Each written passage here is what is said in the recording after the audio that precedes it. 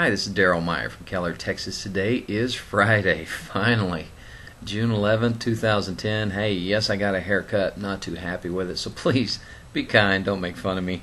Let's get started. Here's a headline I found today in WorldNet Daily, WND.com.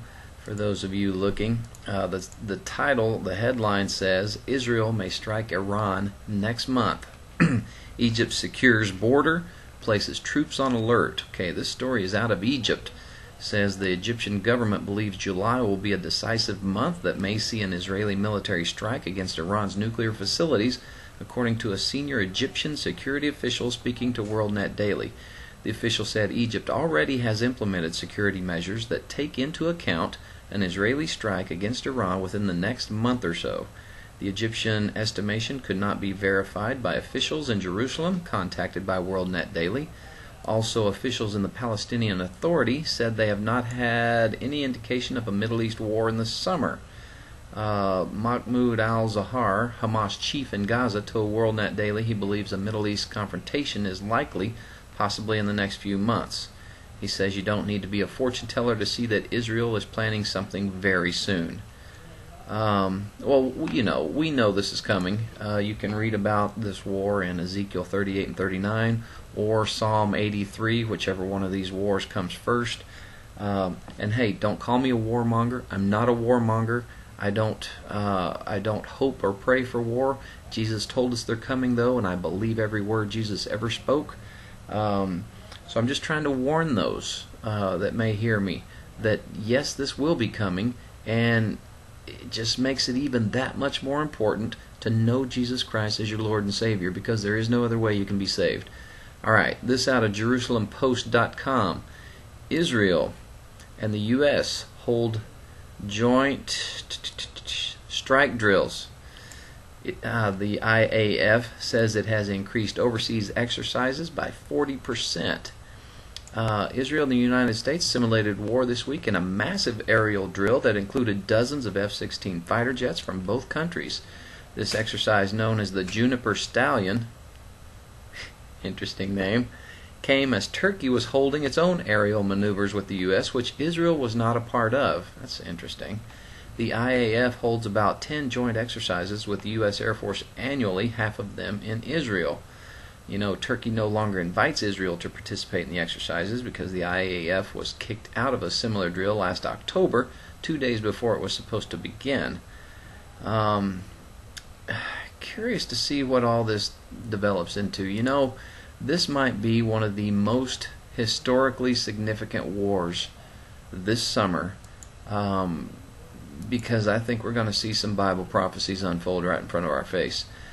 This out of Yahoo.com. Iran's Ahmadinejad says Israel is doomed. Today, President Mahmoud Ahmadinejad said that Israel was doomed, and he singled out U.S. President Barack Obama for scorn, blaming Washington for orchestrating new nuclear sanctions against Tehran. He's saying these will have no effect. It's not a problem. We will still continue doing what we're doing. You know, this guy just keeps saying stuff like this. I don't know what to make of this guy. I don't know if it's short man syndrome or his 12th Imam Muslim beliefs have him so deluded. I don't know. But he constantly shows up in the news saying some of the dumbest things I've ever heard. Here's something that really kind of struck home with me and really made me sit up and pay attention. This says that Russia orders troops to prepare for war with U.S. Now, this is out of pacalert.wordpress.com. It says reports circulating in the Kremlin today state that Prime Minister Putin has ordered Russian military forces to prepare to confront American military forces in Afghanistan over what Deputy Prime Minister Sergei Ivanov warns is the greatest threat to international peace and security, Afghanistan's thriving drug trade supported by the U.S. and NATO. After the U.S. invasion of Afghanistan in October of '01, the Central Intelligence Agency, CIA, installed one of their main Afghan operatives, Hamid Karzai, as president, who then put into power his brother, Ahmed Wali Karzai, who since then has increased heroin production to levels unseen in modern times and resulting in the deaths of tens of thousands of Russian citizens. I don't know about you guys, but I don't want to go to war with Russia. Definitely not. But here's the situation. If Israel invades Iran, we already know that China and Russia will side with Iran. It's going to get tricky. It's going to get very tricky. Here's something that just made me want to knock this guy upside the head. I don't know if you know this or not, but President Obama has refused to be the honorary president of the Boy Scouts of America. He won't sign life-saving awards. He is refusing to sign Eagle Scout awards. Every president since 1912 has been the honorary president of the Boy Scouts of America, but President Obama said, no, not gonna do it. Yeah, there's some change for you. You know what? I say let's get him out of office and you can keep the change. Did you hear anything about the Boy Scouts' 100th anniversary? Why did the press ignore it? Let's see. They promote honor, integrity, putting others first, love of country, and of course, they believe in God. Not much press coverage on this story, though, because the first president in 100 years to insult his finest citizens, the Eagle Scouts.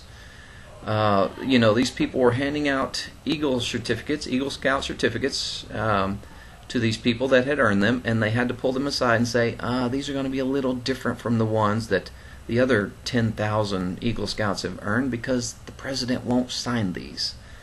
You know what? I'm done.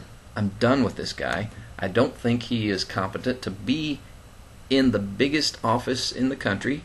He's never supplied us with a birth certificate. Don't even get me started on that. He spent over $2 million keeping this out of court. But I think it's time to get rid of this un-American Muslim traitor and have a real American back to running our country like what we grew up with. Because I've had enough. I don't know about you, but I'm sick and tired of the change he's bringing onto this country. He won't even salute the American flag. He doesn't have American flags on his address to the Union. And I'm done. I pray for him, but you know what? I'm ready to get him out of there. Just saying. A lot of people say, hey, you talk too much politics. It's supposed to be a religious thing. You know what? Politics determines how we live here today on earth. Religion determines how we're going to live for eternity. The two have a lot in common. Speaking of that, let's talk about delays in your prayers. If you read John 11, verse 5 through 7, it says, although Jesus loved Mary, Martha, and Lazarus, he stayed where he was for the next 2 days and did not go to them. He had heard that Lazarus was sick. And finally, after 2 days, he said to his disciples, let's go to Judea again. God often delays his response out of love as he works all things together for good. Mary and Martha had sent their friend Jesus a message about the critical condition of their brother Lazarus and the urgent need for his help. In John 11:3, they say, Lord, the one you love is very sick. But instead of rushing off to Bethany, Jesus stayed where he was for 2 more days before responding to Mary and Martha's plea. When he did arrive, though, he raised Lazarus from the dead in a magnificent display of power. Just as Mary and Martha struggled when Jesus answered their prayers for Lazarus in a time and way different from what they had expected, we get frustrated when the Lord delays in coming to us and answering our prayers, don't we? Yes, I know I do. Just like for the grieving sisters, 2 days or 2 months or 2 years, whatever your case might be, of waiting can seem like an eternity to us. But in the midst of the delay, God is not inactive. He's teaching us patience, perseverance, and faith, and is planning to glorify himself in our circumstances. While we're waiting, he wants to cleanse our hearts and refocus us on Jesus. The Spirit always knows what will glorify God, and we can trust him when we are in life's waiting room. This could be your prayer for today. Lord, help me to wait for you in hope and perseverance, knowing that you will come. Grant me patience and faith to wait on you. You know, God has perfect timing. Perfect timing. And, you know, when he told Abraham he was going to bless him with a son, how many years did that take before it happened? Quite a few. And then when he had a son, it wasn't the one he chose to bless him through, was it? No, he said he would make Ishmael a great nation, but Isaac was the son of the promise, much to my Muslim friends' dismay. The Israelites were in the desert for 40 years. You know, they were probably like, hey, where's this promised land you told us about? You know, well, God's timing is not always in line with our timing. Yes, we're impatient, especially today. We want instantaneous satisfaction. We click a button and boom, we want everything to pop up now. We want it now, now, now.